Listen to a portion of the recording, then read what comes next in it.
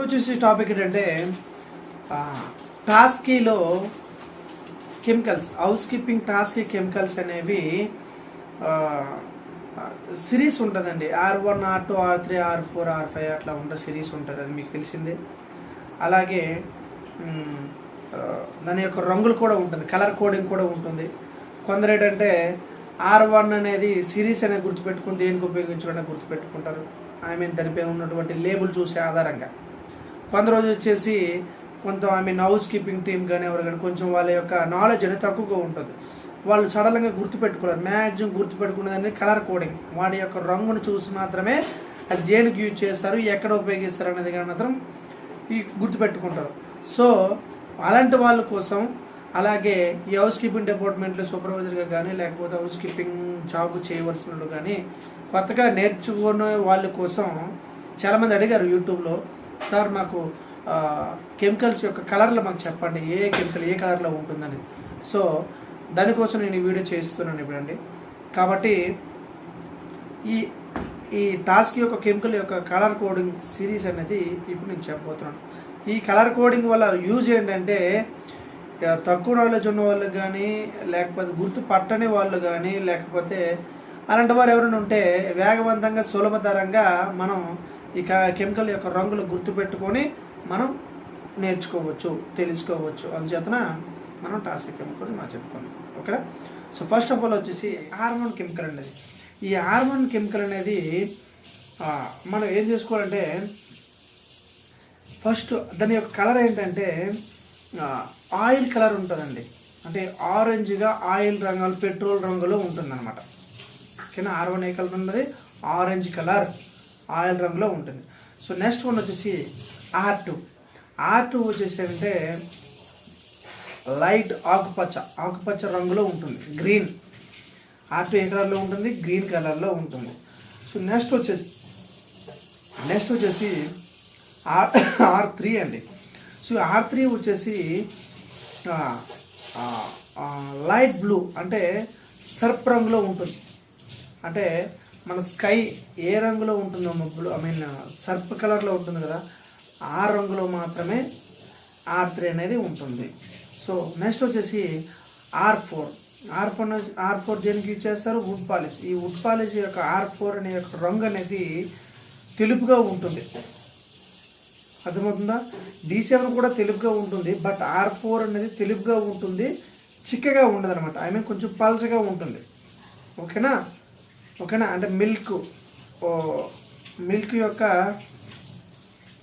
Quantity ఎలా ఉంటుందో R4 కూడా అలానే ఉంటుంది, ఓకేనా. మరీ అంత చిక్కగా ఉండదు, మరీ అంత పల్చగా ఉండదు, లైట్ పల్చగా ఉంటుంది, బట్ కలర్ అనేది వైట్ కలర్ అండి. నెక్స్ట్ వచ్చేసి R5 అనేది, ఈ R5 అనేది స్మెల్ కోసం ఎయిర్ ఫ్రెషనర్ అని చెప్పవచ్చు. సో R5 అనేది ఎలా గుర్తించాలంటే పింక్ కలర్, ఈ R5 ఎట్లా ఉంటుంది, పింక్ కలర్. ఈ పింక్ కలర్ కలిగి ఉన్నదాన్ని R5 అంటారండి, అది మనం గుర్తుంచుకోవచ్చు. సో R6 అనేది అండి కామన్ అండి, ఎక్కడైనా ఆర్పిక్ మన ఇంట్లో కానీ బయట వాడే కెమికల్ WCలో వాష్రూమ్లో ఉండేటువంటి WCలు ఎటువంటి కెమికల్ యూజ్ చేస్తారంటే ఏ రంగు కలిగినటువంటి అంటే R6 అనేది బ్లూ కలర్.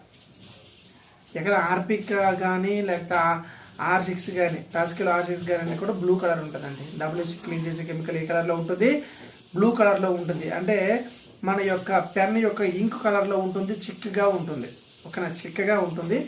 సో బ్లూ కలర్లో ఉంటుంది. నెక్స్ట్ R7, ఈ R7 వచ్చేసి కూడా గ్రీన్ కలర్ ఉంటుందండి, ఓకేనా. సో R2 వచ్చేసి గ్రీనర్లో ఉంటుంది అండ్ R7 వచ్చేసి కూడా గ్రీన్ ఉంటుంది. సో R2కి R7కి తేడా ఏంటంటే R2 అనేది లైట్ కలర్ గ్రీన్ కలిగి ఉంటుంది. ఎట్లా ఉంటుంది, R2 అనేది లైట్ కలర్ గ్రీన్ కలిగి ఉంటుంది, లేత రంగులటువంటి పచ్చ రంగు కలిగి ఉంటుంది R2. ఈ R7 అనేది ఫుల్ గ్రీన్లో ఉంటుందండి, ఫుల్ గ్రీన్ అంటే పచ్చ రంగులో ఉంటుంది, లైట్ పచ్చ కాదండి, పచ్చ కలర్లో ఉంటుంది R7. సో R8 అనేది ఎల్లో కలర్లో ఉంటుందండి, అది మీకు తెలియదు, అంటే కొందరు తెలుసు ఉంటుంది, కొందరు తెలియదు, అది ఎక్కువగా యూజ్ ఉండదు, దాన్ని మనం సైడ్ పెట్టుకుందాం. R9 వచ్చేసి కూడా ఐ మీన్ బ్లూగానే ఉంటుందండి. R9 అంటే మరీ అంత బ్లూగా ఉండదు, ఐ మీన్ మరీ అంత యాక్చువల్గా వచ్చేసి ఎట్లా అంటే R9 ఎలా గుర్తుపట్టాలంటే R9 ఎక్కడ యూజ్ చేస్తారు, ఆర్ట్ సర్ఫేస్లో యూజ్ చేస్తారు వాష్రూమ్లో.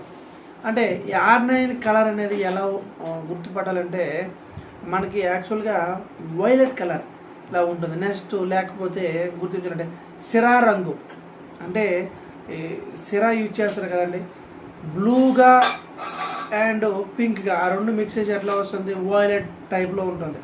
మరీ అంత బ్లూగా ఉండదు, ఐ మీన్ మ్యాక్సిమం బ్లూనే ఉంటుంది. బట్ ఆ బయట కెమికల్ యొక్క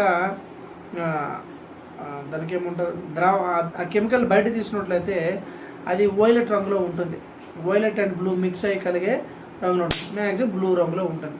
R6 అండ్ R9 బ్లూ రంగులో ఉంటాయి. అది చెక్కగా ఉండి ప్యూర్ బ్లూలో ఉంటుంది, బట్ ఇది మిక్స్డ్ వైలెట్ రంగులో ఉంటుంది. I mean sorry blue and violet కలిపి మిక్స్ చేసే రంగులో ఉంటుంది R9.